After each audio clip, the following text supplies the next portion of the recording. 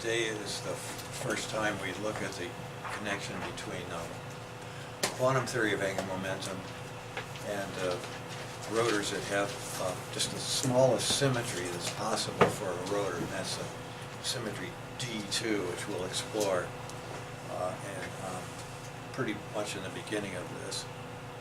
So first thing I want to do is just review a little bit the cone geometry and algebra that goes with that. Also, state again what rotational energy surfaces do, and that's something that's outside of any of the texts except ours, and one other that's starting to get interested in it. So it takes a while for people to start using things.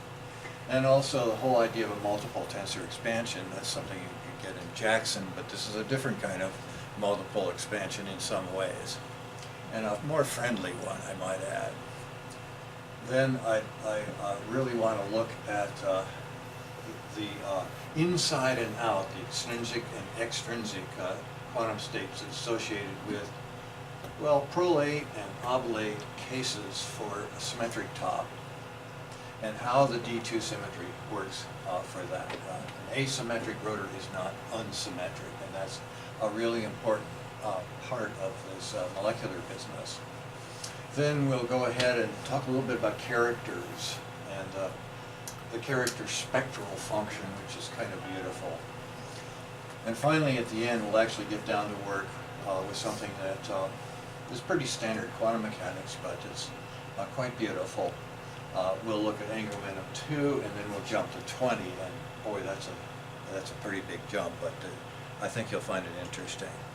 So let's first of all note that all of the pages now are going to be referring to the new computer, the one that has the word hosted at the beginning of the URL. And if you don't see that hosted, try to do something about it. We do have ways, tricky ways to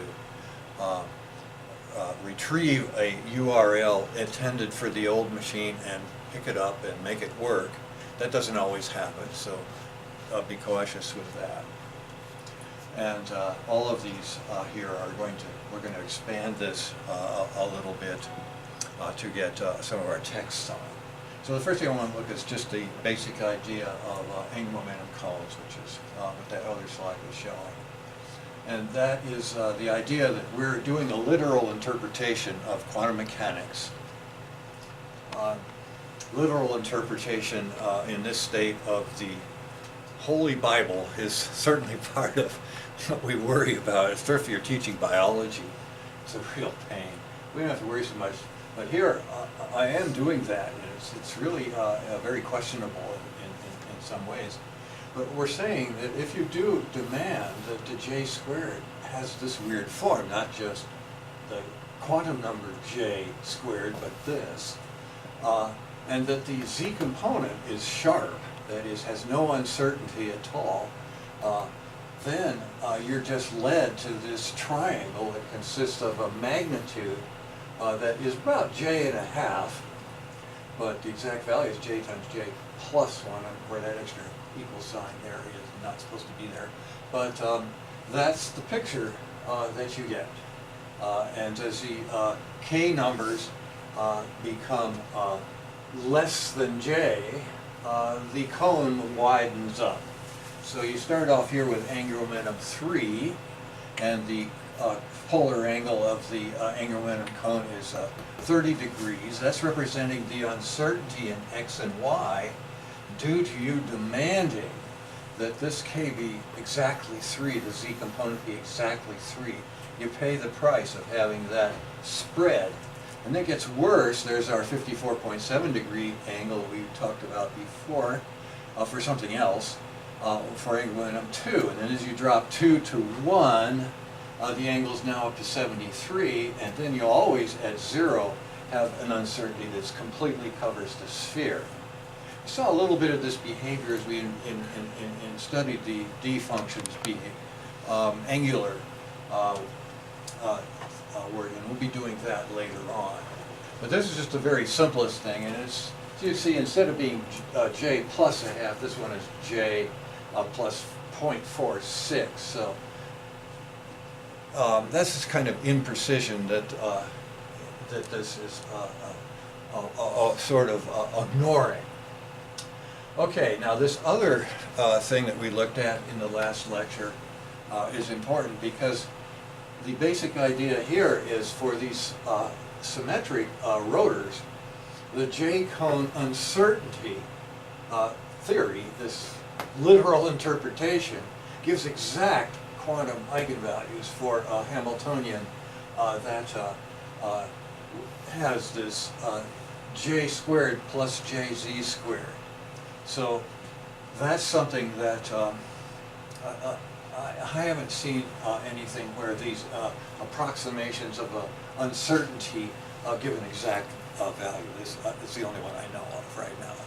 So it is worth celebrating, but it's also worth celebrating because as we make these surfaces not so round, and we're going to be doing that today with the asymmetric rotor's surface, then you'll still have a curve on here that's useful for looking at the motion, both quantum and classical, but it won't match the cone. It'll sort of surround the cone, go up above it and then below it.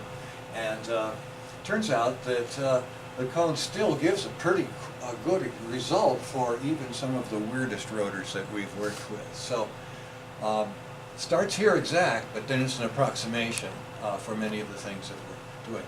Now the other thing that's in this lecture are some very clean links. This is a clean link for the new computer. And so you can go right to see the paper where this picture is, and then around it will be obviously more writing than we have when we do lectures on this subject. Okay, so let's get started here just with the looking at how RE surfaces and multiple tensors. We've certainly talked about this before. Well, it was mostly in the last lecture. But the idea is the Hamiltonian is just stuff that we get out of Physics 101. We don't have a Physics 101, we have UP1, I guess. But you would learn P equal mv, and if you stayed for the whole course and the professor was up to it, you would also see an equation that's equal to that involves angular velocity and angular momentum. So that momentum part of either of these, linear or rotational, is the bang that you get for a certain number of bucks, which is the energy. And the energy here, p squared over 2m, this is an energy here that's the inertia times omega squared, but the way you write that if you're doing Hamiltonian stuff is in terms of angular momentum. That's j there, j squared over 2 times the inertia. And that's important for physically interpreting some of the spectra that we're going to look at right away here. That I is in the denominator, so the inertia goes up, this energy goes down. Everything else held constant. So we're looking at an asymmetric rotor today in some detail, quite a bit of detail actually.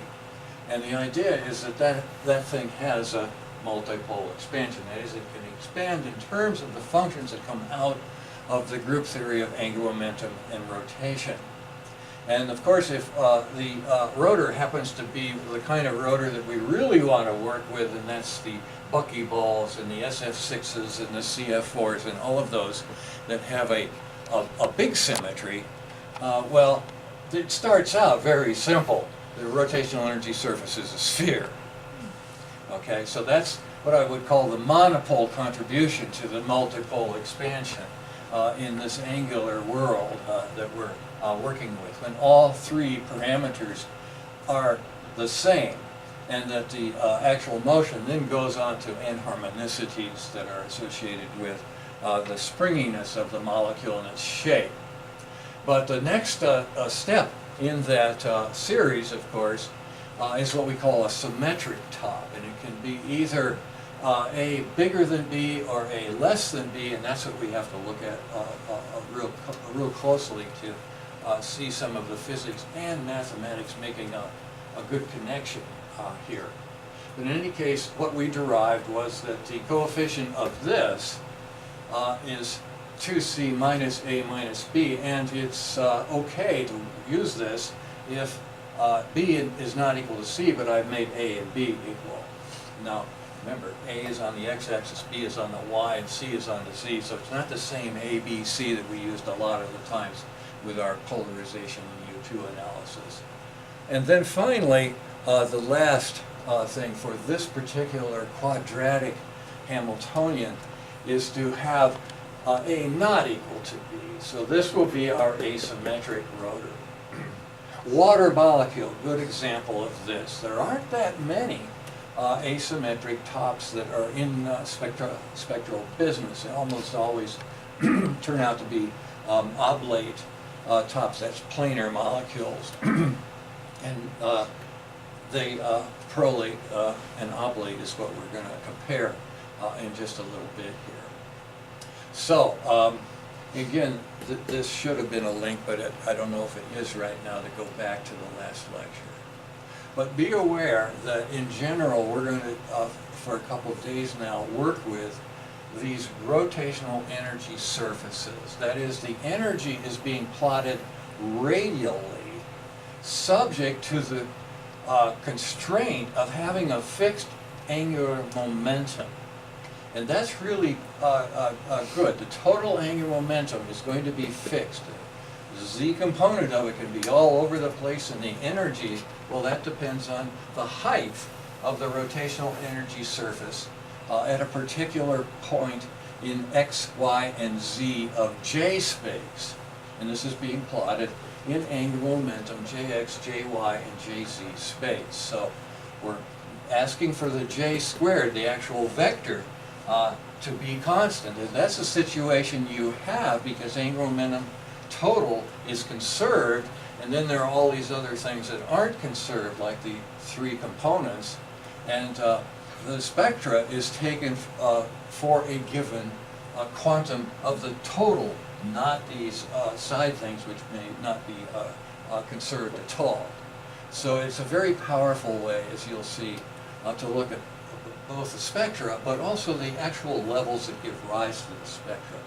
But if you're thinking about quantum dynamics and all sorts of wonderful things that can happen as you start to mix the states that we're going to be talking about, you can recover the kind of precession that would actually happen if the j vector was a description of the motion. That this j vector has to follow an intersection of a sphere of a constant energy while it maintains its constant magnitude, and therefore it cuts some kind of trajectory that approximates the intersection of one of these cones with a sphere and the surface itself, the RE rotational energy surface.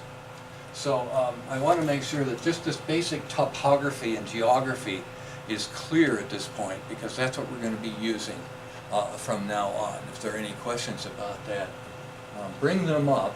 Why there is a... This is one thing I wanted to tell about that's kind of weird. Remember how we did in classical mechanics, highs and lows of the weather thing? Well, when you have a high here, take your left hand, because this is the body frame, it's just the opposite of what you do in the laboratory.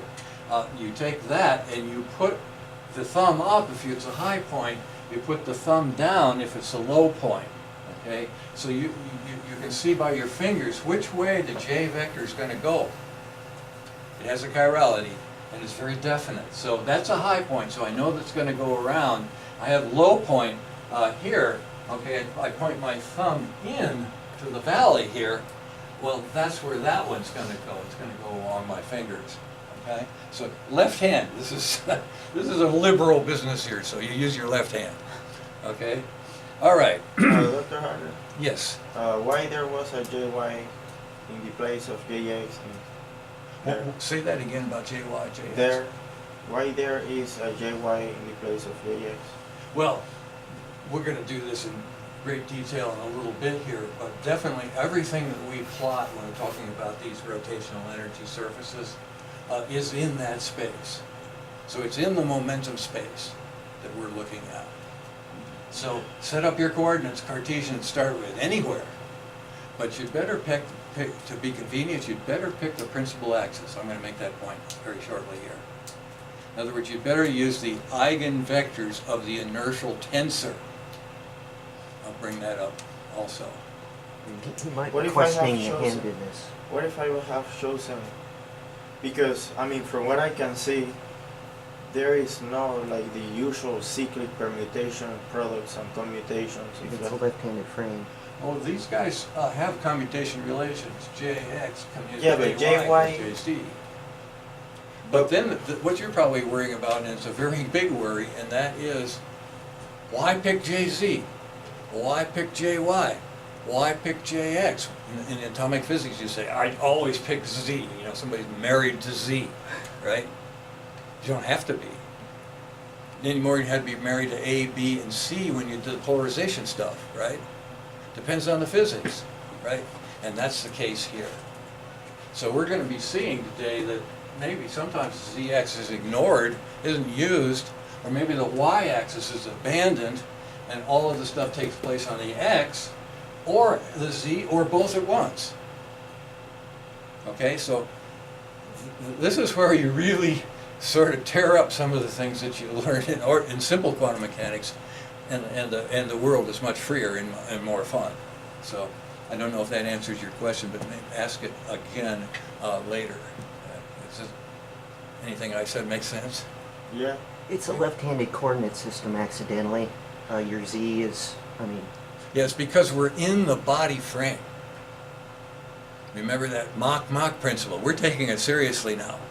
And we're about to take it really seriously quantum mechanically. I mean, I would have been more okay if there wasn't a minus in front of that JC. Oh, a minus. That's just an arrowhead.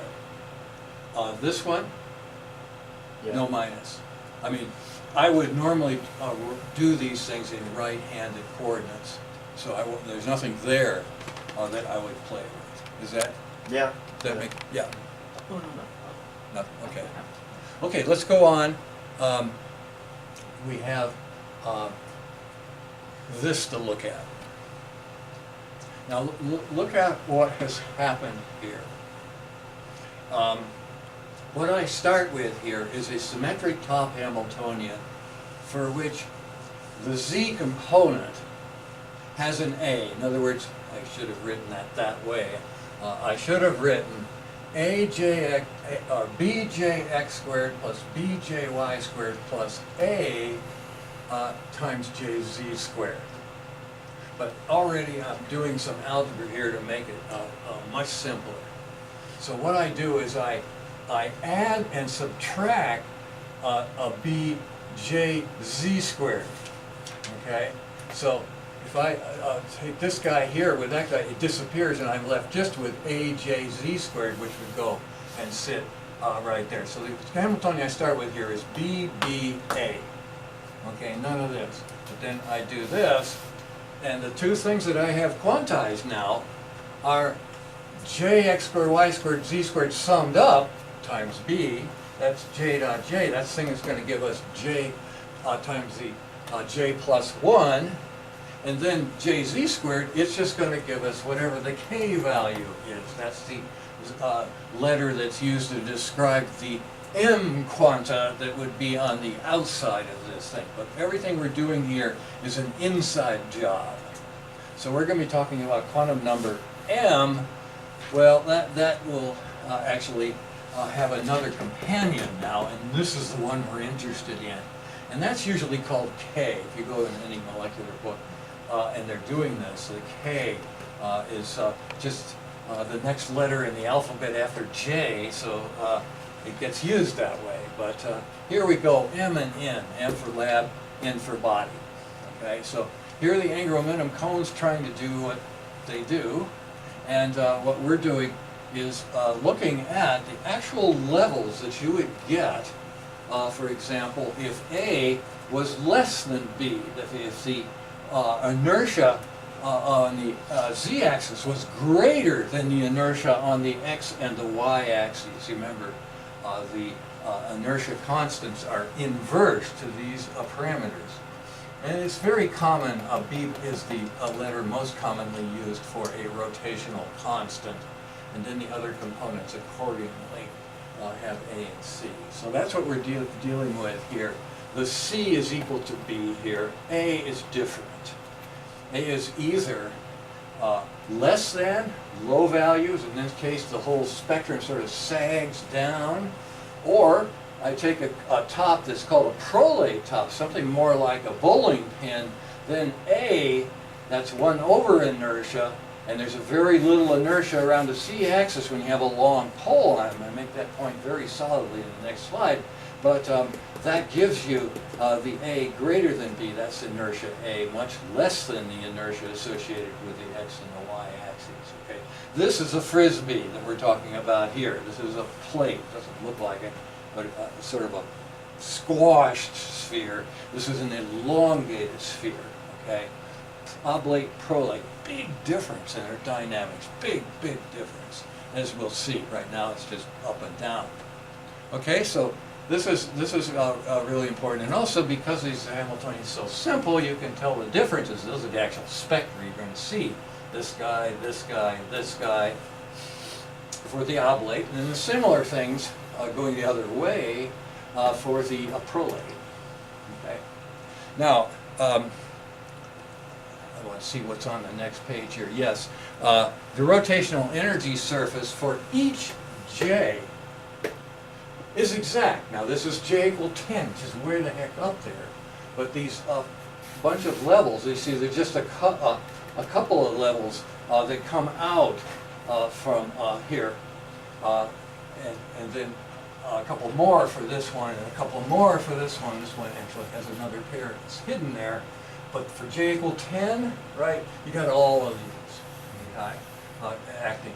And the problem is that the guy here is degenerate with the guy here, so these all appear in pairs. Everything here appears in pairs, except for the case where the quantum number in the body frame is 0.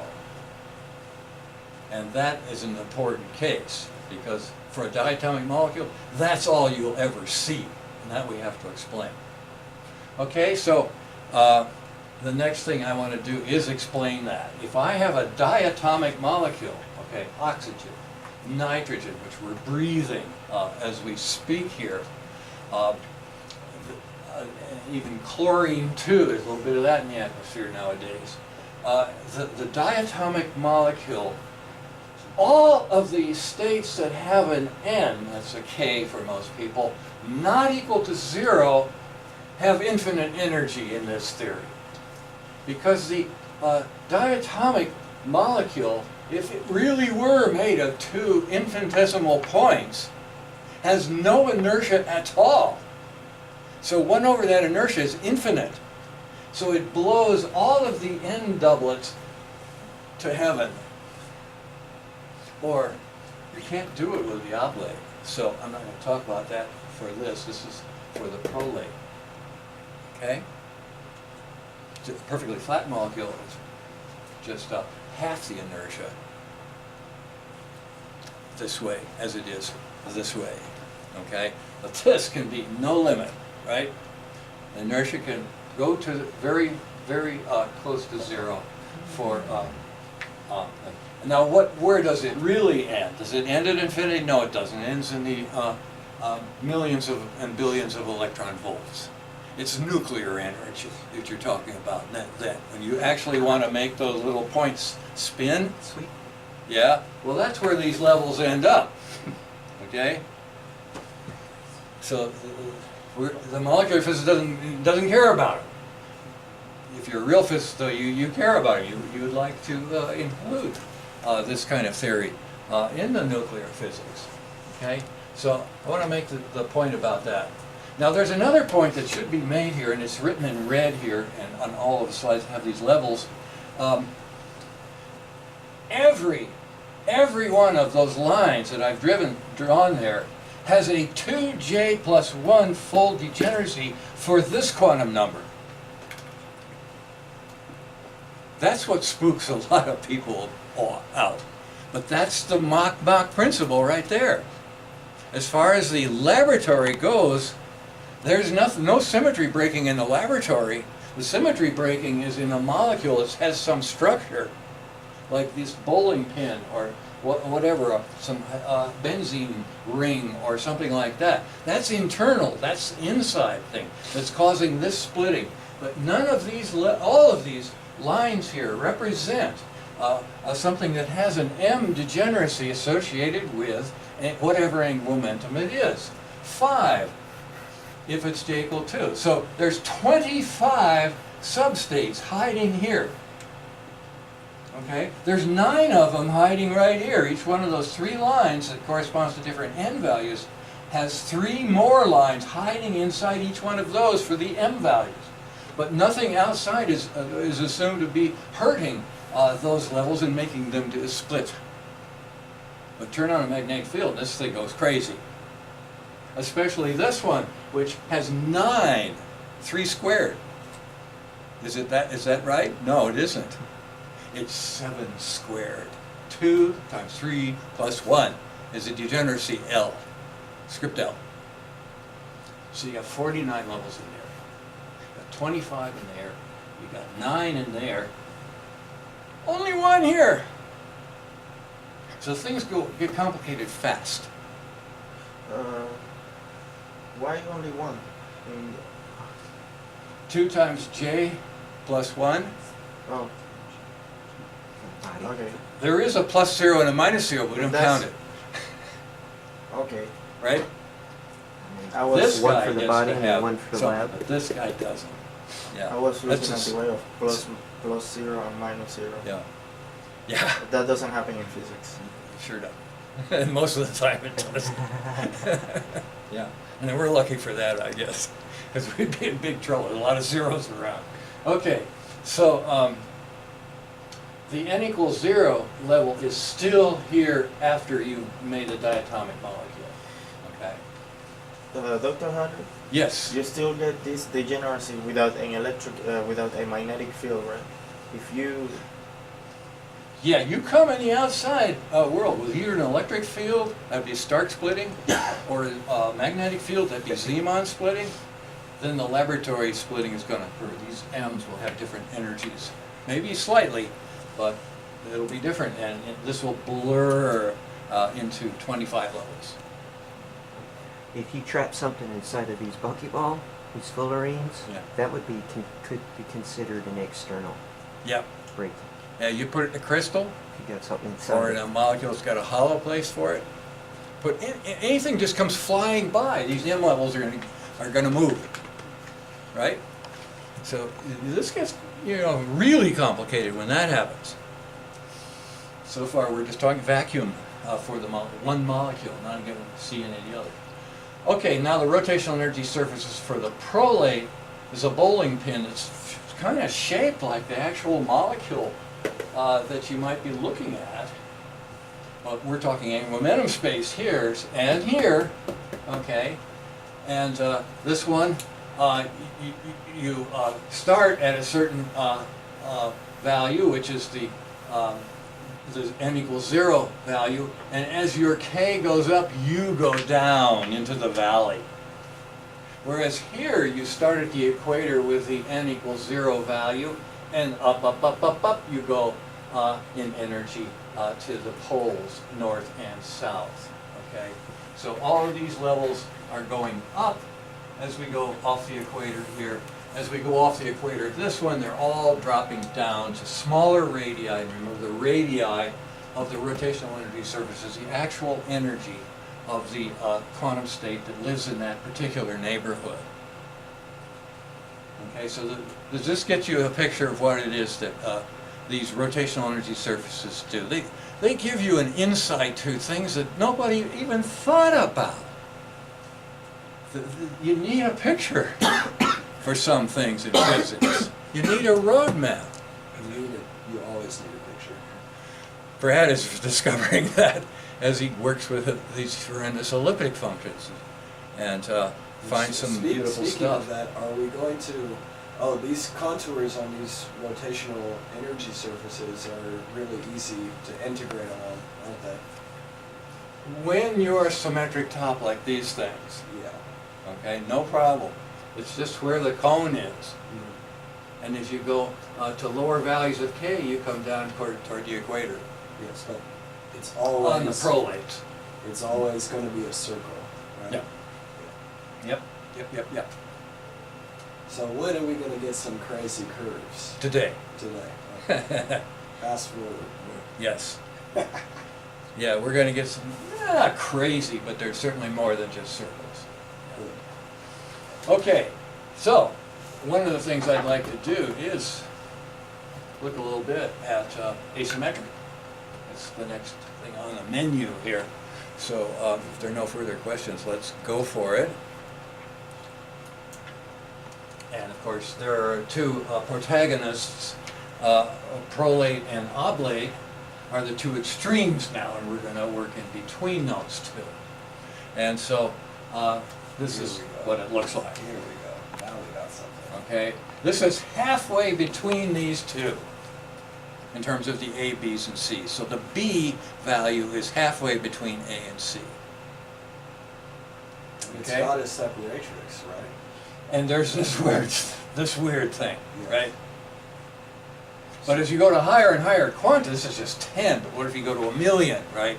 I've got a smear of levels, right? Yes. And all of them, except for one set of measure 0, which is going to be circles intersecting each other, Yes. okay? They're all loopy. Yeah, only that extreme case, okay? So what are the time integrals going to look That's like? for you to answer. That's for me to answer. Yeah, that is definitely an elliptic function, and I do have an answer in one of my papers, and we do have a device here which I hope, I forgot to plug it in, so when it comes time we'll have it. There's an asymmetric top sitting on an air cushion there, so we'll be able to see the classical behavior of this thing if we have time. Well, this one is in Landau Lifshitz too, isn't it? Pardon? This one's in Landau Lifshitz too, right? Nope. No, it isn't. Nev Landau was a brilliant guy, he didn't think of this. What he did do, though, was he created a constant energy surface in angular momentum space. Yes, yeah. And this is what the French didn't have. They always worked with angular velocity. Because they like Lagrangians. I think You see, the they two wanted to work things with are pretty velocity. much Right? similar. Right? But then the Russians said, hey, well, you know, you got to use angular momentum, okay? So they make constant energy surface. But that doesn't have the beauty of this. This is where you pick the angular momentum constant magnitude and then plot it radially. So you get to use the D functions that we've invented. That's what the tensor expansion really is. So we're going to get a bunch of levels here that are labeled with A's and B's, not to be confused with the parameter A and B. These are letters that are common to denote irreducible representations of the symmetry of this thing which we have to discuss before we go any further. But once again, you see, if I have my left hand here, I get to move on these curves with the direction indicated by that arrow, whereas when I turn my thumb to touch the valley, I go the other way here. Well, that ends up being the same way along this separatrix, and it's called a separatrix because if these two guys were talking to each other, riding their planes on the thing, and oh, we're going to have to separate, bye-bye, one of them goes this way and one goes that way. Okay, so all the dynamics that goes with this crazy ball are described very nicely by this. You just intersect the sphere somewhere, and then hope it's close to an angular momentum cone. And that will tell you something about the energy. Anyway, I want to make a point that asymmetric, that means without symmetry, just like atheist means without theology. Doesn't mean anti-theology, it just means without, okay? Okay, this kind of like this one, but except an asymmetric rotor is not unsymmetric. And that point I want to make right away, okay? Even an ugly, that is without symmetry, rigid body like that thing, okay? I don't know whose molecule that is, but there are a lot of molecules that kind of look like that, especially in biology. Yeah. That they have 4,000 atoms, not just 6 of them like we do here. But anyway, just at random orientations, let's say, okay? This thing, and this is true of all rigid molecules, has at least D2 symmetry. At least. And you have to be in the principal body frame, that is the principal axis body frame. Eigenvectors of the inertia tensor, wherever this is. So no matter how ugly you are, there's still 3 dimensions somewhere, and there they are, presumably for this one, okay, where it's Cartesian. And if it's Cartesian, x, y, z, okay, you've got D2 symmetry. Dihedral second order symmetry. So we got to talk about this symmetry. This is the simplest non-trivial finite group, and has all sorts of applications. We've already looked at things, mirror planes. Well, mirror planes are a little beyond what we're going to be talking about here. These are just 180-degree rotations. So that's the idea, is that no matter how horrible and ugly the molecule is, somewhere there's a 3-dimensional Cartesian coordinate system. That's the body frame. And I just happen to line it up so I can have a rotational energy surface with this thing showing where it would be relative to that body frame. Okay?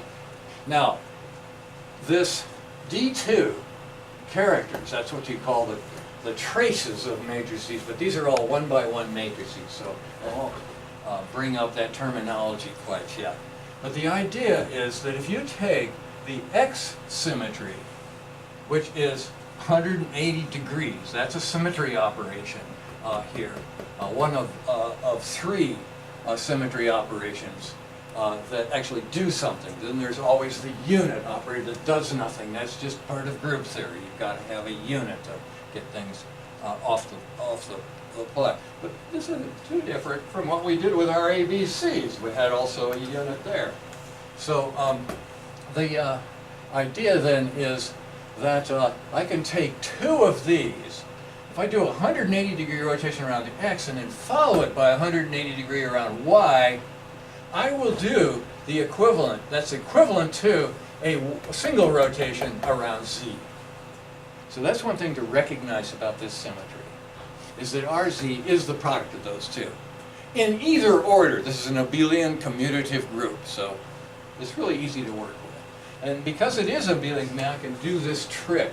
I can take our little character table that we talked about, symmetric plus sign, anti-symmetric minus sign, but then there are lots of other letters for plus. A is a letter that's usually used for always the same. So the A letter here, A and B, we'll talk about that. And then the minus, that's either a B, or if you're doing German, this is a G for Gerhard, I think, and this is Ugarad. U, G, and U would be the letters we've used there. If this was inversion symmetry, that's always the case. They do that in almost every book I know of. So we'll follow with that.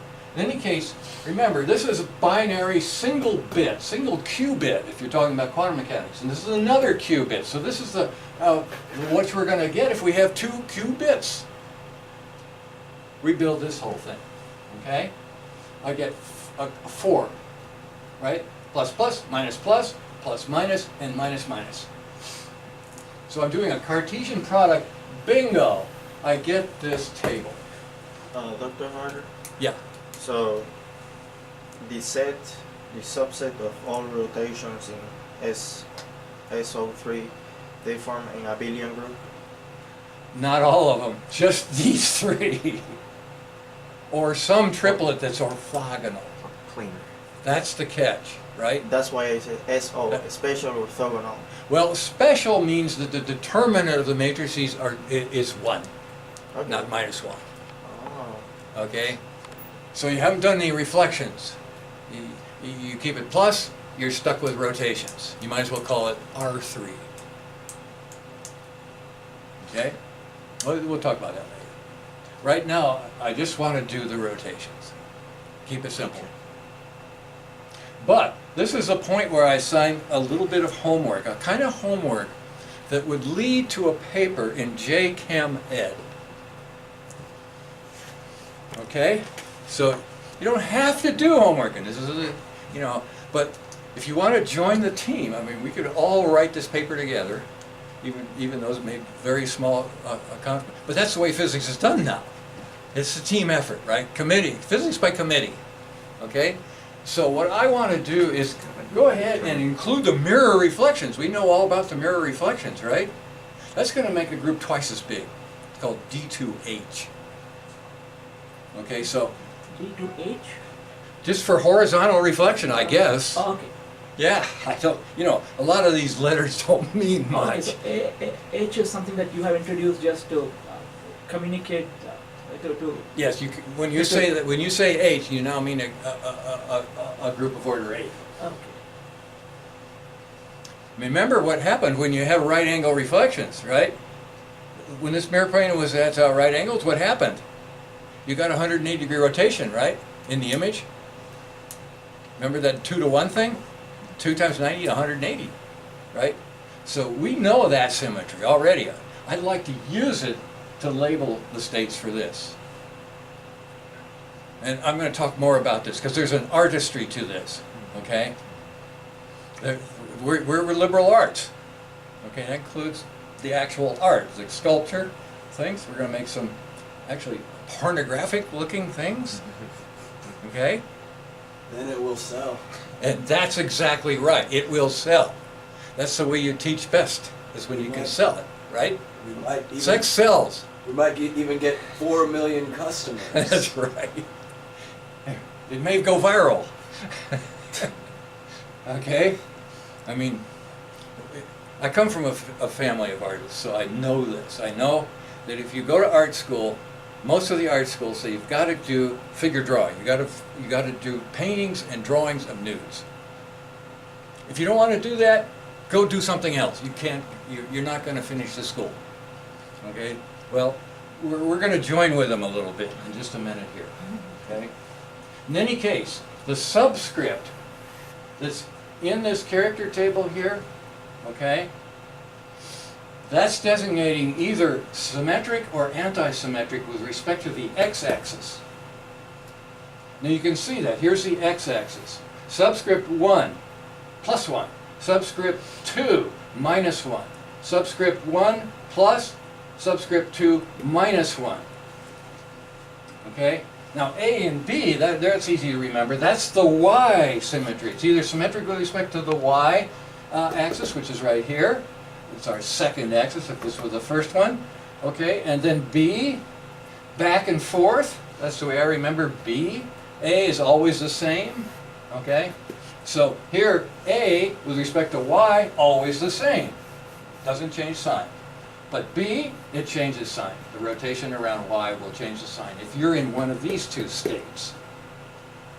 So that's just an introduction to the kind of terminology, thinking, jargon that goes with all of the symmetry of spectroscopy, atoms or molecules or solids. Dr. Harter, Yeah. what does A mean in this context? I mean, Just this. A's there, but always the same. Yeah. Like- Now this is better than what Beta. Beta's the inventor of group theory for physics. And he would just take whatever the group was, he'd use gamma for no reason. No reason. This would be gamma 1, this would be gamma 2, this would be gamma 3, this would be gamma 4. No matter what order I put things in. It's a That labeling doesn't of help all you at all. So if I wanted to call them S1 and S2, I could have done that, right? But you wouldn't be able to communicate. And with some them. people do. Symmetric, anti-symmetric. But they're usually lowercase letters when they do that. That's rare. But you will see it if you go through the literature late at night. You'll see modular notation too. Pardon? You'll see the modular notation as Yeah, well. that's our contribution to this thing. And we talked about that.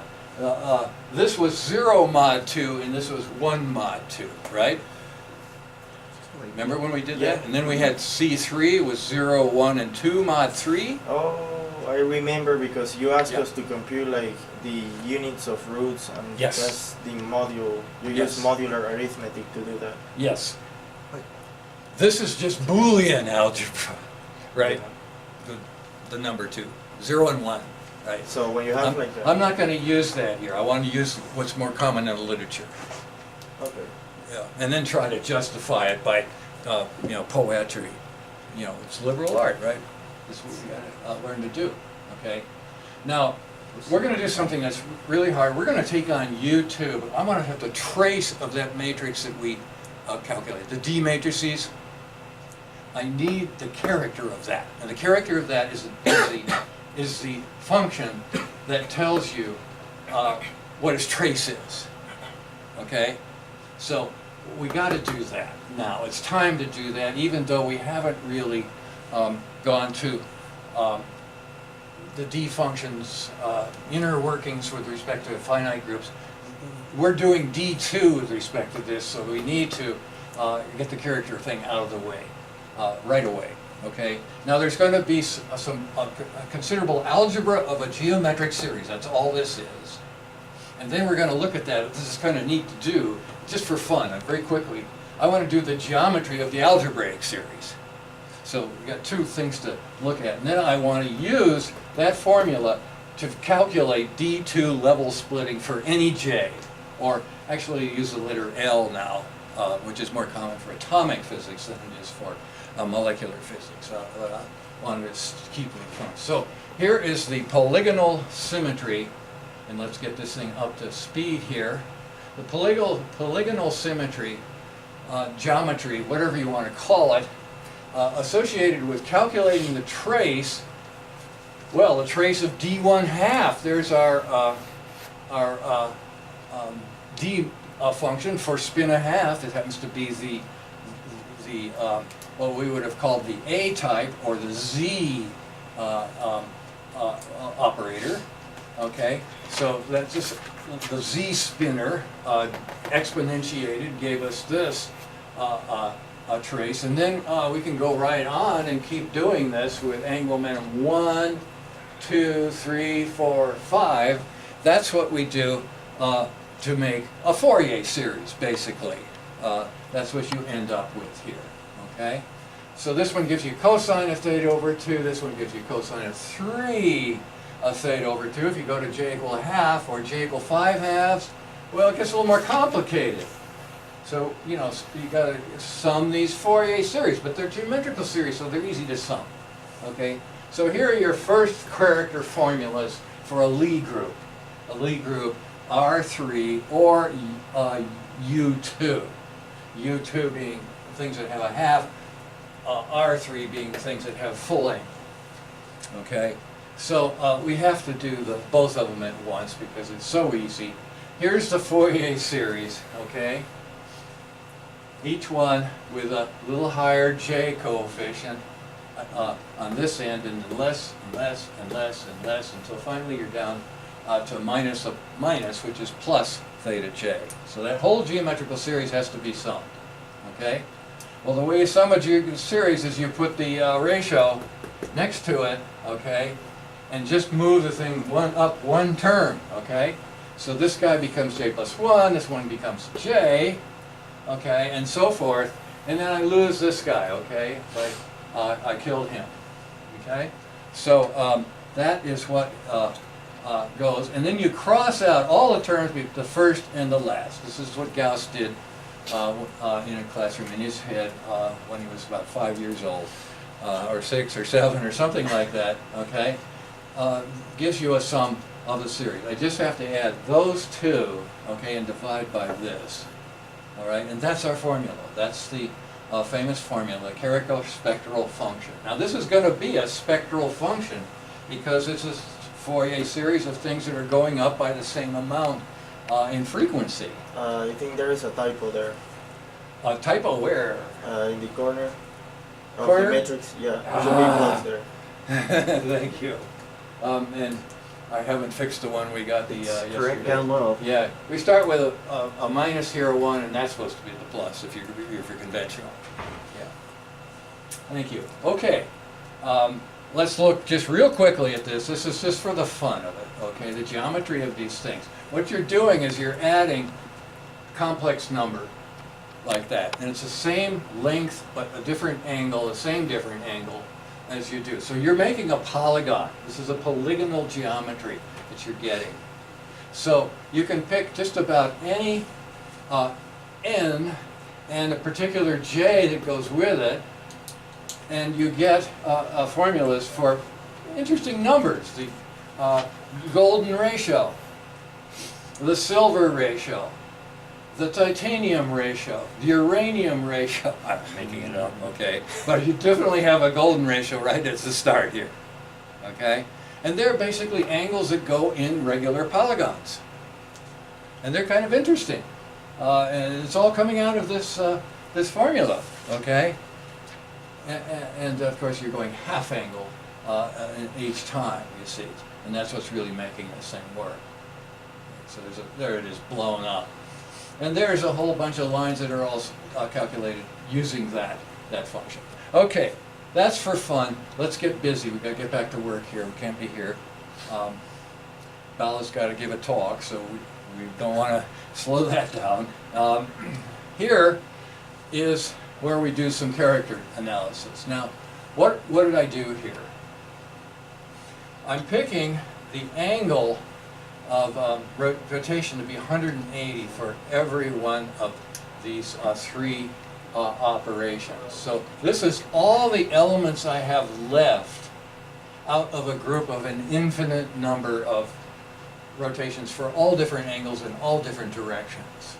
Okay, so this is really an easy case for calculating U2 characters for a subgroup. The subgroup D2 is what we've got lined up there. So this is a pi rotation, so is this, and that's all that counts in this thing, is the big theta, the crank angle, is the only thing that counts. Every other rotation is equivalent to that one. And that's all you care about when you have a trace. The trace is invariant to any sort of different direction. So there's where group theory is, you know, the physics part of group theory comes. Now all of these are links that let you go ahead and see some more about these little niceties that we're doing here. But basically what we're trying to find out, if we're talking about angular momentum 1, say, and I'll skip the halves because that's a whole nother area, but for angular momentum 1, what's going to happen when I split that with an asymmetric top symmetry of D2? Well, it's going to come into three things, but which three? We've got A1, A2, B1, B2. That's four things. Only have room for three here. A1 will be absent, as we'll prove. That's the thing that we need to be able to do. And that's what this formula here does. This is a very important group formula that lets you calculate how many times. It's called a frequency here, which is really a bad thing to be using when we're doing spectroscopy. We don't mean that kind of frequency. We mean an integer number of times the thing appears. And you've got three links here that you ought to take a look at if you want to hear more about this. But here's simply what we're doing. I want to take some three of these to add up and give me the number I get here for an angular momentum L equal 1 or J equal 1. Okay? So for a magnitude of 1, what do I get that will make this value? This value here comes from this formula. And then for angular momentum 2, I put 2 into this formula, and I get these for the 180 degree rotations, you see. So in all of these lines here, all three of these numbers are the same. So how do I add up this line plus this line plus this line to get this? Well, that wouldn't work. But if you add up this line and this line and this line, you get 1 plus 1 plus 1 is 3. Bingo. Okay? Minus 1 plus 1 minus 1, that's a minus 1. Bingo. Well, it better do it for the others too. It does. It does. Bingo. That means that these three are what comes out of an angular momentum 1 when you have broken the internal symmetry to D2. Well, the question is, do you always want to do this with trial and error? Probably not. Not when you start getting up into the high angular momentum, right? That's not going to be very much fun. So that's where this formula comes in, okay? And the next stop here, after what we've see, I'm going to be writing them as 0A1 plus 1A2 plus 1B1 plus 1B2. We're going to have some pretty big numbers piled up over there, and those are what you want, you see. You want to be able to get, you know, this without trial and error. What So is F? that's something you should read about. But this one isn't too bad, okay? I can see that if I just put two A1s, I left out an A1, so let's just bring back A1 with twice as much. That will make a 5, which is what we've got for degeneracy of angular momentum 2. That's the 5 that's a part of the angular momentum 2 state, because you go from 2, 1, 0, minus 1, minus 2. That's 5 things. And then, what am I going to do here? I do the same thing I did last time. I take all of these guys, and that works. That adds up to give me what you'll see if you split L equal 2, and you'll get that bunch of stuff coming out in some order. It's not giving you the order necessarily, but we're going to find a way to get that too by symmetry. Okay, so is this making some sense? What is? F formula. Got to use the F formula when you're talking about these big guys right here, like 3 already. I've got to do it with that. You see. So here's up to 7. Okay. These numbers are all important. They're going to make the spectrum that you're going to see for a rotor that's going with angular momentum a total 7. This is a pretty spectacular bunch of levels on a rotational energy surface. That's what we're up to doing here. Okay, now, angular momentum cones aren't going to be the end-all and be-all for rotor mechanics. At some point, we got to get our hands dirty. And by dirty, I mean we got to use the raising and lowering operators, J plus and J minus. Okay. We also are interested in JZ. We're interested in J plus J minus. We're interested in J plus minus J minus. Remember, those are the ones that give you JX and JY. JZ is just made using the number operators, the difference between the number operators that have the same arrows, I'm sorry, have the up and down arrows will be giving us. This is what we call N1, that's J plus M. This is N down, that N2 is what we call it before, that's J minus M. So these are formulas that come just from oscillator mechanics, quantum mechanics. And the thing that I need to point out that is maybe a little bit different here is that in the lab, if I was doing atomic stuff with the M's and not the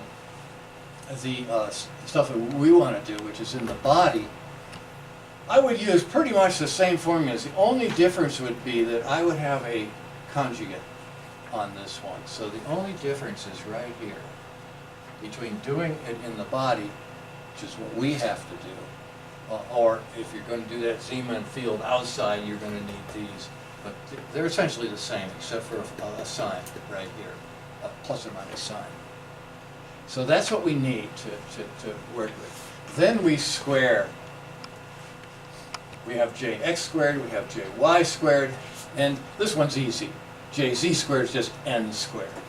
But these guys, this guy right here, and this guy right here are what we need to get the coefficients of A minus B for an asymmetric rotor. The coefficients of A plus B are fairly easy.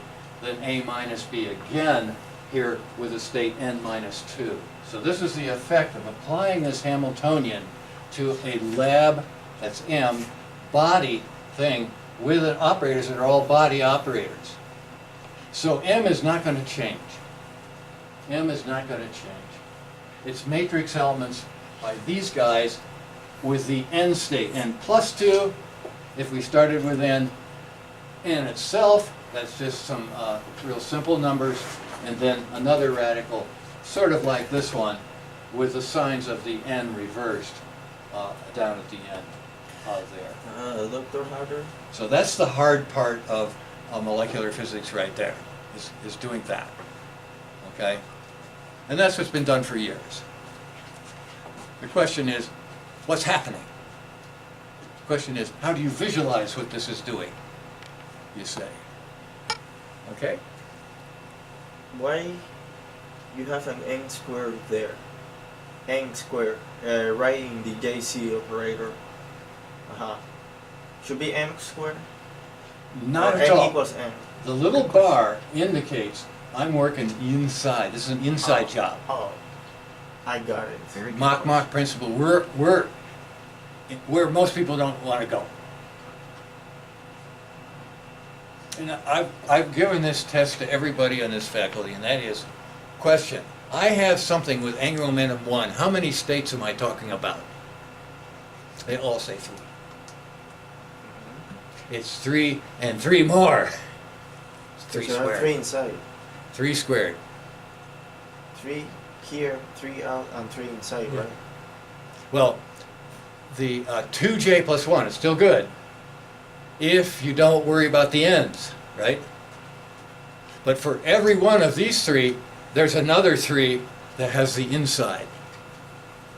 That's if you're talking about a body. It doesn't have an infinite inertia in some direction, right? I'm sorry, 0 inertia in some direction, okay? Now, electron, there's no inertia of the electron, right?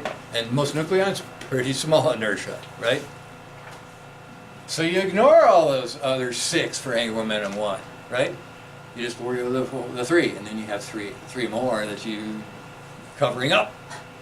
It's a cover-up, believe me. Okay. So let's do this. Let's go ahead. We have plenty of time, I think, to finish this, and give fella enough time to catch his breath and whatever else you need to catch to give a talk. This is going to be where I'll actually talk about the pornographic part of our project. And that is J equal 1 matrix, okay? Using those formulas, that's what you get for the Jx, Jy, and Jz bar. This is an inside job. It's pretty much the same matrix that you'd get if you were doing the outside job. The only difference would be a change of sign right here. Because this one's got I on it. It has to be conjugated. Things go backwards inside the Mach setup. Okay? So, I square this matrix to give that. Well, this one's easy to square. It just gives me a plus sign in both places. But this one is kind of neat. They square up. So these are matrices. I can find the eigenvectors by sight for these guys. These are B-type matrices, right? And when we were talking about symmetry, right? These are a little bigger than the ones we talked about, but it's the same idea. Anyway, here's what the whole Hamiltonian looks like in the inside basis of angular momentum total equal to 1. And if we're going to do 1, 2, and 3 for the coefficients, that's the most asymmetric case for something that sums up to 6. The results are here, here, and here. Okay? So this is where we work this one out to the bitter end. There's the eigenvectors associated with the b plus c equal 5. That's an eigenvalue. And then there's a plus b eigenvalue. That's going to be 3 here. And this one's going to be 4. So this guy's going to be in the middle. This will be the low guy. This will be the high guy. That's the answer for the spectra of an asymmetric rotor. Okay? Now this asymmetric rotor, as we've already shown, consists of an A2, a B1, and a B2. Which is which? We've got to figure out which is which now. That's the thing that symmetry is really powerful, is labeling each of the pieces of some sculpture that we're making. So we're going to be seeing these three guys here with their values associated with rotations around, say, the x-axis, okay? That's the one thing besides the identity that is left alone. And then y is this one right here, rotation around y, that's the A2, leaves the ry with a plus but has a minus for the other values, okay? So that's why I can say that this x-like guy here belongs to, and we might as well take both of these screens ahead to this point to get this result that I want to see very clearly here, and that's the one. But let's show it here because this is better color than that one. Okay? So this is the B1 wave. It's what we would have called X. Okay? B1. X as a plus. You do 180 degree rotation around the x-axis. This is minus and plus phase, but isn't affected because the phase is the same everywhere. There's no difference as far as rotating. And it's also a sphere. This is definitely pornography. They're either breasts or balls, right? Okay? This is Indian sculpture, right? famous sculpture, right? All the women look like that. Oh, the fertility symbols. It's crazy, but that's art. That's art. That's what art's all about. International, right? Okay? So here we have a way to do it. And we also, what we don't have yet, and that's what this JChem Phys article, JChem Ed article would be, is the labeling of this thing with the full D2 and really understanding this and all of the other orbitals as well. That is something that needs to be written up. I think it needs to be part of our physics as well as chemistry lore, because we make orbitals that hold things together this way. So let me go on now to just one higher with all of the matrices. Okay? This is the J equal 2. Same parameters, but now what if we have angular momentum that is 2 for this thing? Well, that's what we're going to be working with. There are all 5 of them. And in this case, I'm taking these orbitals that are standing waves. I'm not putting the moving wave this way alone. I'm putting it with something going the other way, so it makes a standing wave with definite phase indicated by plus or minus signs. Okay, this is what the matrix looked like using that formula. So here's the asymmetric rotor Hamiltonian being written in the basis that has J equal 2. And there's some numbers that come out if I put in A, B, and C equal to 1, 2, and 3 respectively. Okay, so this is the matrix that we need to diagonalize. But you see, the trouble with this matrix is that it's written in the moving wave basis. The n quantum numbers, right, is 0 for this column, plus 1 for this column, plus 2 for this column, minus 1, minus 2. We got to get these guys to combine, put them together, and we got to get these together. If we do that, then we will be able to label these standard, standing waves here. Well, you simply look at the thing. How does it behave with respect to y rotation?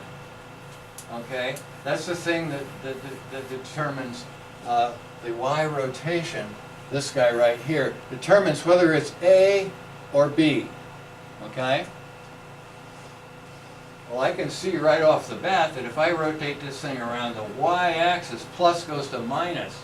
So this is definitely a B. Okay? What about the x-axis? What does the x-axis do? Okay, the x-axis is perpendicular to the y-axis, it's over here, right? 180 degree flipped, what does that do? This goes to that. It's the same. It's always the same. That would be a 1 by our designation. So we're looking at a B1 for that wave. Okay? You go on to each one of these, you see, they aren't just some mathematical thing that sits in the computer and never gets looked at. This is art. You go on to this one, right? Same deal. Okay? You look at what the y-axis does right here. Plus to minus again. So that's another B. But on the x-axis, what is it? Oh, plus to minus this time. That's a B2. And then, now it's a chance for the x-axis, the y-axis, to give an A type thing. Minus to minus, when you rotate around that axis, that goes to that goes to that. So that's definitely an A. But when you go this way, it's plus to minus. That's A2 is what we get. You see what I'm doing? I'm giving the very special, it's called Schoenflies notation for the irreducible representation. What do I see here? I see over here something that's an A1. Both axes. Leave that thing alone. It doesn't look any different after you've done a 180 degree rotation around X or Y. And this is another one right here. I flip that thing around Y or around X. This will Legendre polynomial has symmetry in all of the X and Y directions, so that's guaranteed an A1. This is just a little bit of a surprise as an A1. So we got two A1s. But the other guys have to be eigenvectors of this matrix. These two do not have to be. They're going to get mixed by this matrix. That's what group theory does for you. It tells you what's up, what to expect, and very often gives you the complete answer. Here we still have to diagonalize the matrix with these two. But that's a heck of a reduction on what we had to do with 5 by 5. Okay? So we rewrite the thing in that way. And here's my A1 that I get by summing. This one I don't have to change. Okay, so it's this guy. It's going to play footsie with this guy. These are all eigenvectors. All the rest of them are eigenvectors. B1, B2, and A2. They're all eigenvectors already. Okay? So I go ahead and I use the transformations similar to the one we used to convert the angular momentum one that had all the complex numbers into the kind of rotation that we expect vectors to do with the Euler angles. We're doing it now with something that's 5 by 5 instead of 3 by 3. And you can see what happens. Mostly stuff on the diagonal. And then these two guys right here at the ends play with this as the off diagonal. So we have to make a little submatrix out of those 4 numbers, and then these are answers that we just write down that go with these guys here. So it's these two are going to talk to each other. These are the way they are right now. Okay? Does that make sense? And this is the kind of thing you do in all kinds of quantum physics, right? It's just we've got symmetry to help us here. Wouldn't it be nice if information theory could use some symmetry? Because the systems you're talking about are enormous. So think about it, right? Okay. Now let's just go ahead and complete the diagonalization and look at some of the things that result. So there's the matrix that we have to take care of. So I'm going to compress that one right there. That's the trouble guy that needs to be worked at. And that isn't too bad, actually, what that one has to offer. But here's how the levels look. As I vary from, say, A equal 2, B equal 2, C equal 3 here, over to an A equal 1, B equal 2, C equal 2. So I'm doing a very special variation here that keeps the B the same and lets the A's, here the A is less than C, over here much more less than C. So, this is just one way to show how they vary as I change from a prolate, which is what I have here, you see. On this side of the thing, I have my 5 levels lined up, going up, right? So this is an n equals 0, n equal plus and minus 1, n equal plus and minus 2, then a prolate rotor. So we don't need all this calculation to get this one, okay? Now, as I go over to the other side, okay, I've made it so that this becomes an oblate rotor like this one. Now it's a little funny too because I'm changing axes. Here's my z-axis that I would call z-axis here in the body frame, but in this body over here, that would be a better z-axis. But I don't change axis in my mathematics. I just let the rotor do whatever it does. And then the most asymmetric case is right in the middle here. So what you're seeing is the A1 levels are the ones that are doing something weird. The A1 is tracing an avoided crossing hyperbola. Remember we talked about the Dirac points of quantum mechanics. This is a really simple Dirac pair here that's making a hyperbola, a kind of tipped over hyperbola. The axis of this thing is here because of the crazy parameterization that I've chosen to do this, so that I go from prolate to oblate. Oblate has n equals 0, n equal plus and minus 1, and n equal plus and minus 2 hanging down. That's what we saw when we looked at the first level diagrams, right? But most of the levels just go in a straight line. It's only these two that do curves. Whenever you see a curve, that means the states are changing. These states don't change as I change the parameters. The actual shape of the wave function is not changing. This one is going from something that I color red for n equals 0 around the z-axis to something that I color blue for n equal plus and minus 2 around that z-axis, which would be what we would have called the x-axis here. So the color changes as it goes along the hyperbola. But these guys all maintain their shape. The B1 and the B2. They're degenerate. This is plus and minus 1 right here. These are degenerate too, it's just that one of them splits off and trades positions. Trades plus and minus 2 turns into n equals 0 on the new axis. This one starts out with n equals 0 and turns into n equal plus or minus 2 on the new axis. Okay, so that's kind of neat. J equal 2 levels, right? It's really quite spectacular. Here's just some details of the matrices that actually give the numbers 16 and 20 for that particular value. A equal 2, C equals 3. Okay. So, there's a bit of work here, but it's kind of fun. I mean, this is really what quantum mechanics is kind of about, mixing things up. Mix it up, right? Okay. Now, what would be fun is to show these guys changing into those guys gradually. That's something we can do, and this would be a paper that would be submitted electronically, so we can have movies in it. They're starting to do that now.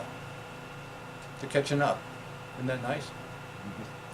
It's the game industry that's driving Yeah, that. it's all driven by outside forces that are quite sometimes unsavory, but we'll take it. Absolutely. All right, J equal 2. How about J equal 20? Now, I'm not asking anybody to do this on hand. I did this on a computer. This is with Justin Mitchell, and you can read about it, because this is the lead up to doing the spherical paper. tops.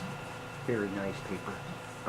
This is worth, it's also the one where the Mach principle is laid out for finite group, and we're going to go through that. We have to, because that's really important if we're going to do buckyball more elegantly than we did in the past. But anyway, we start off here with a prolate top that has all of the doublets. There's a singlet right here. That's that little red line that gets right together with a blue line and stays together all the way over here and never comes apart. Okay? And then the next one coming up here, that's a doublet. The doublet splits and has a remarriage, okay? So forming two other doublets with some other levels that are outside. And you see the splitting here resulted. And so there's a little micro sort of view of what we just saw, a trading of some levels with others. But most of the levels you see stay, look at, these are all doublets by symmetry. We're talking about a prolate top. Every one of these guys on top are the same as the guy in the bottom. It's total symmetry up and down here. Doctor, Every one of these is a perfect doublet, right? What happened to the separatrix as you go higher? Great question. Good question, and I'm going to try to show that in the last slide. When you go higher, angular momentum. Look what the RE surface is doing. It opens up a little ellipsoid there, the kind of Because- thing Brad has been getting, right? That's what I look from that picture on the top. The Yes. separatrix is closing on the top and opening in the middle. Yeah, this is what you get in between, you see? And then this thing is that thing, but only Yeah. looking from the X side, right? The separatrix and crossing points are right there, and then it's all discus here. okay? Yeah, it looks to me like that Yeah. line, that Yes. thick line there, are all those like Yes, yes. things just Yeah. piled up together. Right, right. Now this is a revised coloring we had to do. These are done by Los Alamos computer that had a completely different chromatic scale. Using that on the computer we had didn't work very well, so we switched our colors a little bit here. A1s are red, A2s are sort of an orange. So when those two get together, they make an orange. B1 and B2, this is a correlation. We're going to have to learn about that. That's one thing that I want to spend some time on. These correlation tables between the global symmetry, which is this, the D2 symmetry, that reflects all three axes at once, and the local symmetry associated with, in this case, when I'm talking prolate, I'm talking about that region right there. But the colors that you get there are different from the colors that you get on this graph. On this graph, when I mix these two, I get orange. When I mix these two, I get cyan, and that's what actually you're seeing here. Cyan, orange, and those are coming from the 0-2 local symmetry that goes with both the A1 and the A2 global D2 symmetry. And then the cyan is just B1 and B2, these two getting together. And what's remarkable is how tight they remain. This thing becomes very asymmetric right in the middle, okay? But most of the levels are still really tight. That's some incredibly interesting quantum mechanics right there. As those things are so close, and we're going to look at exactly how close in just a minute, because we, recorded that when we did this computing. Now at the bottom here, it's a whole different story. Now the local symmetry is on the x-axis, and when I put A1 and B1 together, I get magenta or purple, okay? And here, A2 and B2, well, that kind of makes a weird sort of yucky yellow. Anyway, the magenta and the yucky yellow are the things that we're seeing down here. So this is a chance to get an idea of what we're going to call level clusters in much bigger molecules. This is where it starts. If people had really had foresight, they would have seen that this is going to happen in big time on high symmetry molecules. Instead, it was a big surprise.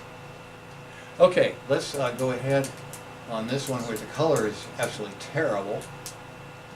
This projector and this computer doesn't help. This is a fairly new Mac Pro that has lost its color vision, basically, as you can see. I don't know what is going on, but it's showing on the projector as well. Now here's the answer to your question that you had about the Symmetrics, I think. And I guess I better put it on the screen because we can use the color. It's this, right here is this. And if you just do the geometry of the rotational energy surface, you discover that the angle between the Symmetrics is the AB difference divided by the BC difference. That's cool.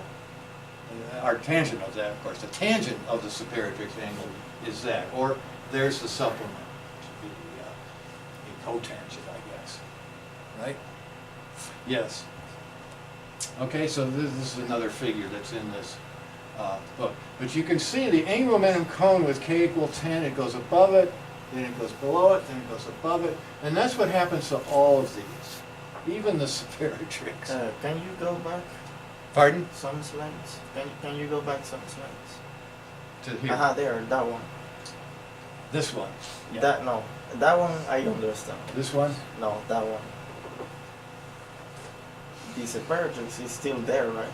Well, you can sort of see what happened with that, that thing right there, okay? This thing starts with those two discs together, right? And opens its mouth, right? And it fills the mouth with new circular trajectories, which is what you're seeing happening from here to here. So all it has to do is just have 1 degree, right? And it can start to have quantized orbits inside there. That's that. I mean, it's just from going from there to there is really quite an amazing thing that's happened. Going from this nice band of spectra to completely broken up at the bottom, but these guys are still holding together. All these guys on the top and bottom are outside of that Symmetric's mouth, so they're not playing in it with each other much. And so they don't split. That's the best English I can give to it. That answers my question. That helps a little bit.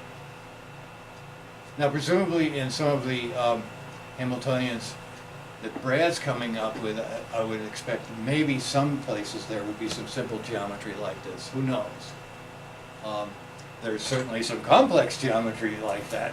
Otherwise, they wouldn't make their loops and you know, all of those things that look like very stable. Yeah, here's one closed oscillator. Here's type one circuits. question. If you even know, in terms of the Riemann surfaces, what the genus is for these curves.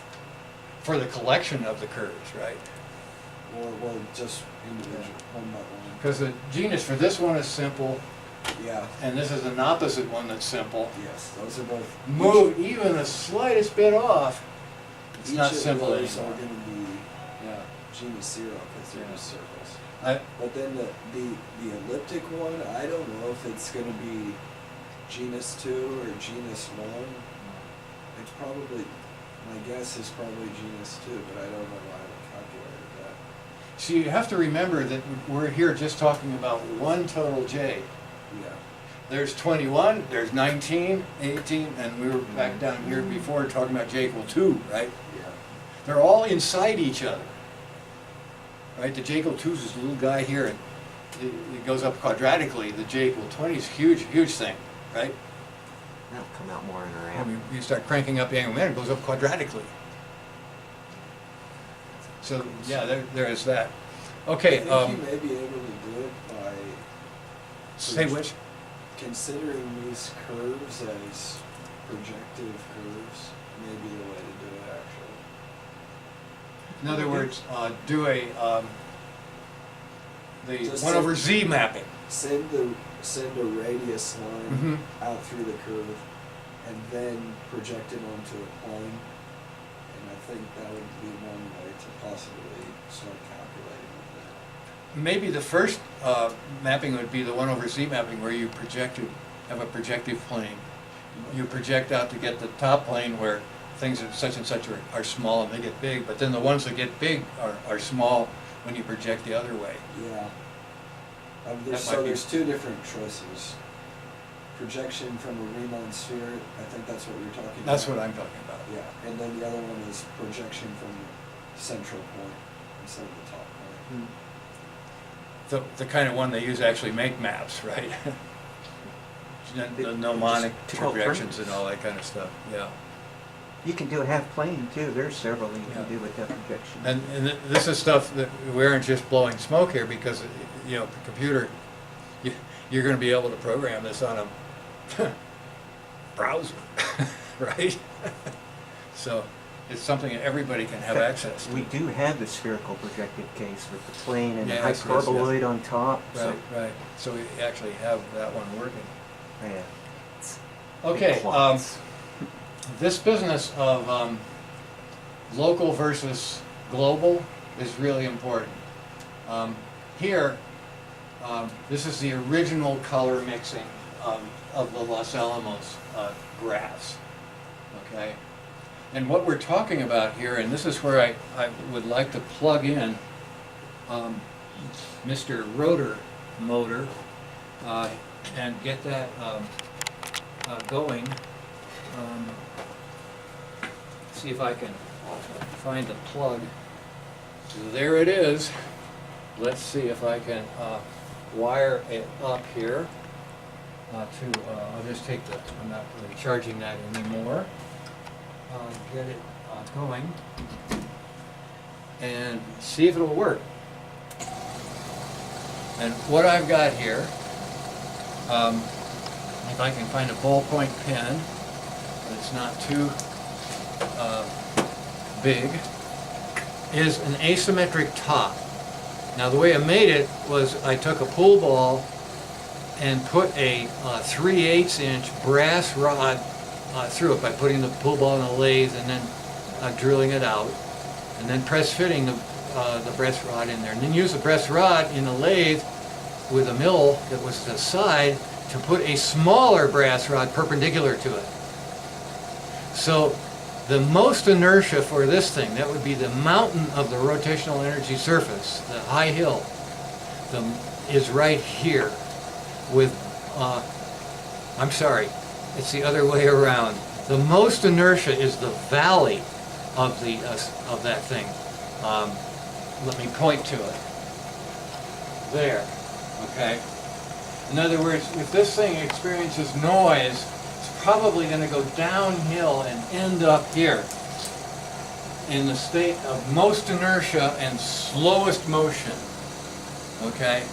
It doesn't have to go very fast to keep the energy. This is all constant energy, right? On that surface. Constant angular momentum, too. So right here is where it would wind up. And that is, even if I'm not very good at rotating it, it will precess, because you see those precession curves, but it will stay more or less reasonable. Where things go crazy is right here. That's the axis that has the small brass rod on it, and here it is. That will be our North Pole, okay? North Pole pointing toward the camera right now. And it doesn't stay there for long. It comes down, and now it's down there. And then it bobbles, and then it's back there. And then it's down there, you see. And it is not very periodic, simply because there's the slightest perturbation. That was a long time on the South Pole. That's a short time on the North Pole. There's a long time on the South Pole. There on the North, and so forth.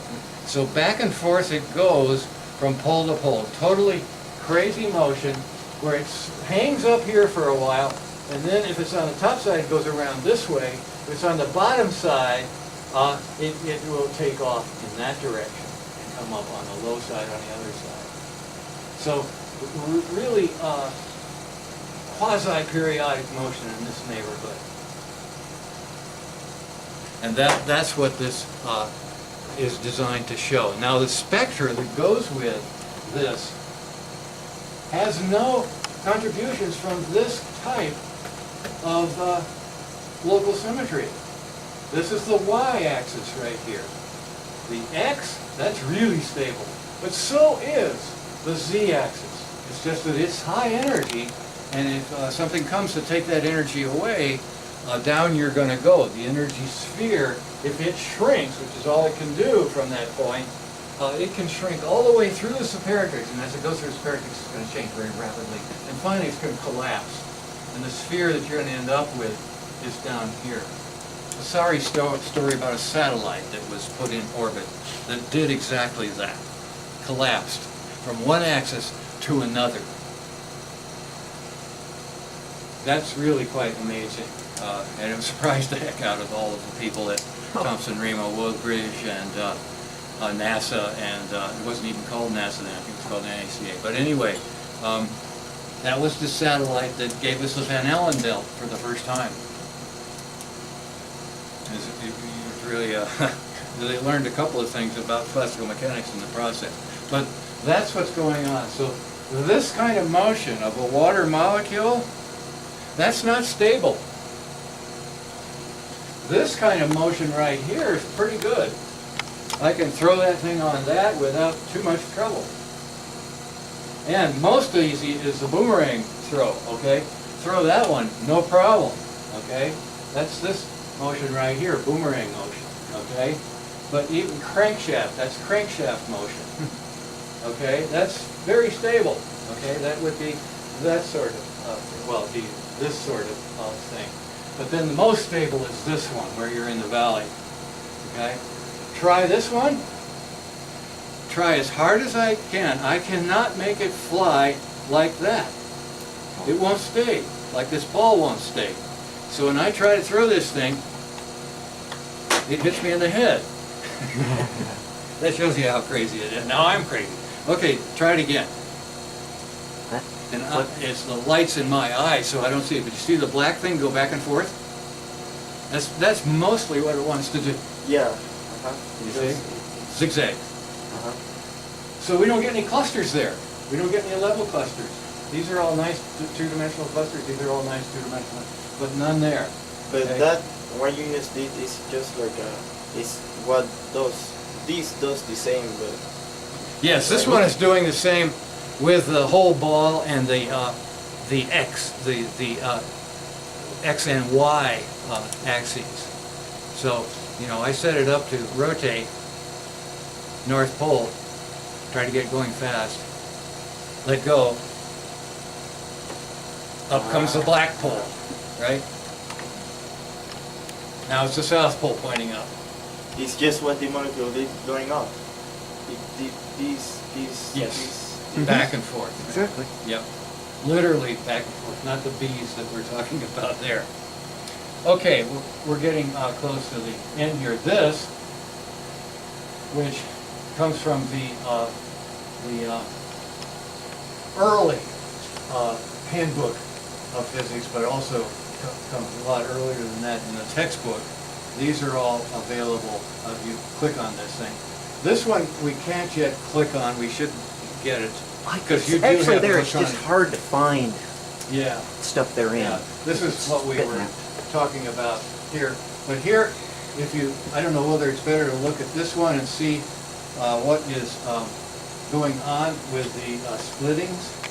Okay, let me go ahead and put this one ahead as well.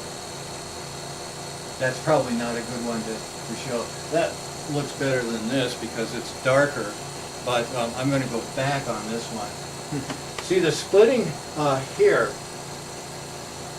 is, by comparison to the 150 gigahertz right here, that's 5.34 inverse centimeters, okay, a microwave, a splitting, okay, just the kind of microwave that you pop popcorn with, and that's why water gets going really well in a microwave, is because of these splittings here. But these are tiny, these little splittings here. This one is only 26 kilohertz. It's sub-radio kilometer wavelengths. This one is 230 kilohertz. That's a little bit bigger. This one's 84 megahertz. They're getting bigger. And this one is 1.5 gigahertz. So this is 1.5 versus 150. okay? Still hard to see any splitting. It's only in near the separatrix that we actually get splittings that we can see on this scale of a drawing, a pixel wide splitting. And then there's just one level, a singlet, sitting right smack dab on the separatrix. And that's what you get with the most asymmetric top, which is what this one is. So this gives you an idea on the incredible differences in magnitudes of dynamics that's possible on a molecule like this. For the quantum mechanics, it's far stranger than the turnovers that's going on there. But still, I'd like to see that dynamics on a real model. We haven't done that yet. Make a, and of course what we're going to get are those crazy revivals.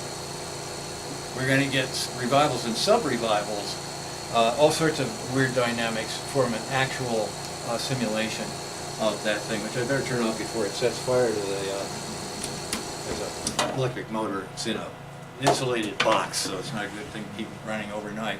Anyway, that's pretty much all there is today. And we'll come back taking on some higher symmetry cases and developing eventually some techniques using the finite groups a little bit more, so that we can begin doing vibrational analysis as well as rotational analysis. And once we've done that, we're also taking care of some electronic problems, which is our dream. We would like to be a full molecular shop, but we're not by any means yet, simply because we don't have an electronic structure capability yet. We outsource that. And buckyball needs to be looked at there again as well. So we've got our work cut out for it, but in the meantime you ought to think about, go ahead and see what the correlation tables look like with mirror planes and rotations. Beautiful Work that. It's an absolutely gorgeous problem with lots of artwork. Problem homework in group theory, I remember. Yeah, this is one that you do the best you can and put something together, and we'll cull the things together and figure out how to make a J-Chem Ed paper complete with the pornography, right? And I can promise we'll have the 3D rendering then. Yes, and we'll have good graphics. I mean, that's what we want. And we also cover some dynamics, electronic. J-Chem Ed is starting to let you publish in, you know, the journal. The journal comes with links. But we've actually done them one better. You say links, they're talking about including whole apps or media. All that we need is the link. Yeah. And then they go out and get the media themselves. Right. The most publishers are prone to look askance at such things because it's not in their house anymore, you see. Right, and you know, they won't make money on these stuff, so they prefer to have it all as their package. You don't like me. For 10 years now, I've got completely around the publishers. So, I mean, I had to write an erratum for one of my papers, and they refused to give me a hard copy of that so that I could verify that it was correct. That was the last I dealt with them. Okay, well, you better Yeah. get So, ready. You've got yeah, I see 20 2 o'clock. minutes. Yeah. 20